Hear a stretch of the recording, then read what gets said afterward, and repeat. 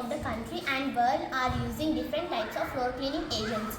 If they are not used carefully, they may affect their health, and especially toddlers, if they get exposed to such chemicals, their chemicals may affect their physical growth and development. Neem, disinfectant, antibacterial and antifungal.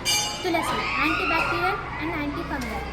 Garlic, antibacterial and antifungal. Citrus, antimicrobial deodorants.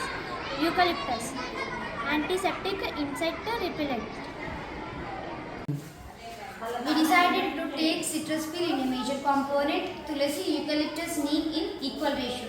We made it into a fine paste along with some garlic cloves and 2 spoons of jaggery is added for fermentation purpose.